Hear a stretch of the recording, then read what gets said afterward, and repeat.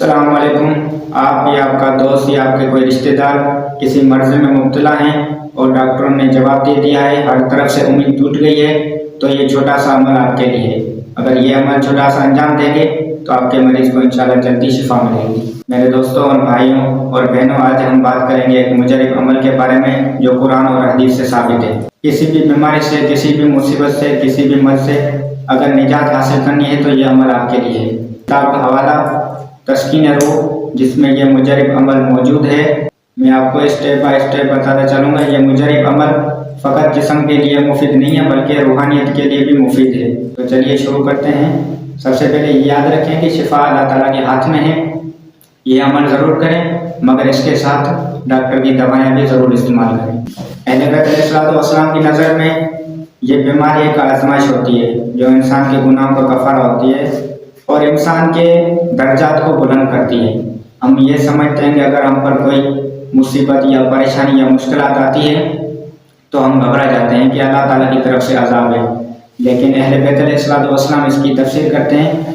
वो बताते हैं कि ये बीमारी हम पर आती है इसलिए है ताकि हमारे गुनाहों का कफ़ारा हो।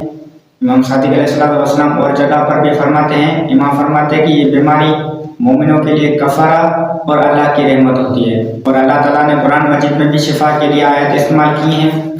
अल्लाह ताला कुरान मजीद में फरमाता है, वनुनज़्ज़िलु मिनल कुरआनि मा हुवा शिफ़ाउ व रहमतल लिल मोमिनीन।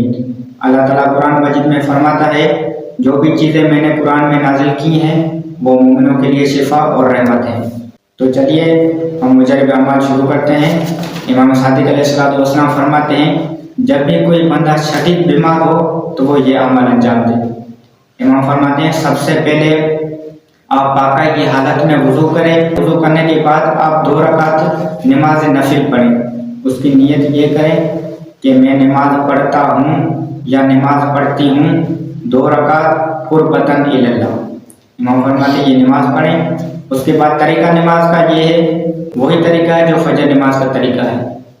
सबसे पहली रकात में अलहम्दु के बाद कोई भी सूरत आपको याद हो वो पढ़ें। दूसरी रकात में वैसे ही अलहम्दु के बाद कोई भी सूरत याद हो वो पढ़ें। इमाम फरमाते हैं नमाज के बाद आप ये दुआ पढ़ें, बिस्मिल्लाहिर्रहमानिर्रहीम, हस्बियल्लाहु निअमल वकील व निअमल मौलाहु व निअमन नसीर।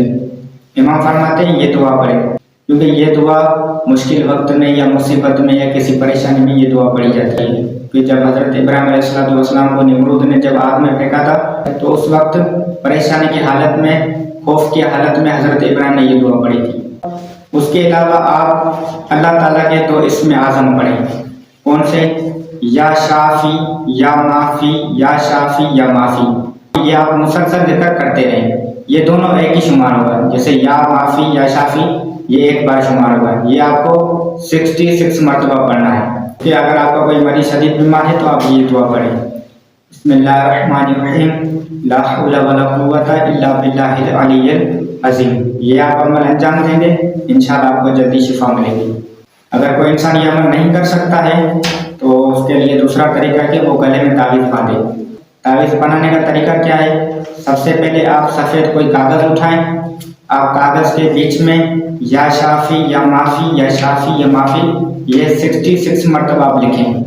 उसके बाद कागज़ के 4 कोनों में आप इमामों के नाम लिखें। जैसे एक कोने में इमाम अली अलैहिस्सलाम का नाम लिखें, दूसरे कोने में इमाम हसन का, तीसरे कोने में इमाम हुसैन का, चौथे कोने में आप किसी भी इमाम का नाम लिखें। जैसे इमाम ज़ैनुल आबिदीन अलैहिस्सलाम, इमाम मोहम्मद बाक़िर अलैहिस्सलाम या इमाम मेहदी अलैहिस्सलाम।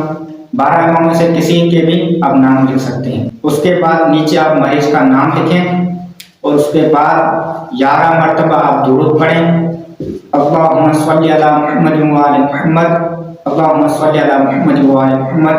11 मरतबा ये दुरूद आपको तावीज़ पर पढ़ना है और उसके बाद 66 मरतबा आपको वही सेम ज़िक्र पढ़ना है, या शाफ़ी या माफ़ी, या शाफ़ी या माफ़ी। ये आप तावीज़ पर पढ़कर दम करें, फिर आप तावीज़ को गले में पहन लें, इंशाल्लाह आपको जल्दी शिफा मिलेगी। लेकिन शर्त यह है कि ये अमल खुलूस दिल और खुलूस नियत से करेंगे तो ही आपको शिफा मिलेगी। अगर आपका कोई अजीज और अकारिब बीमार है तो कमेंट में नाम बताएं, हम उसके लिए दुआ करेंगे।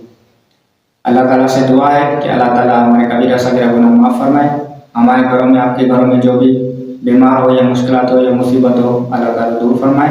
घरों में, आपके घरों में जो भी इंसान, जो भी बंदा बीमार हो, अल्लाह ताला उसको जल्दी शिफा अता फरमाए। अल्लाह ताला आपके घरों में रिज़्क़ और बरकत अता फरमाए। वस्सलामु अलैकुम व रहमतुल्लाह।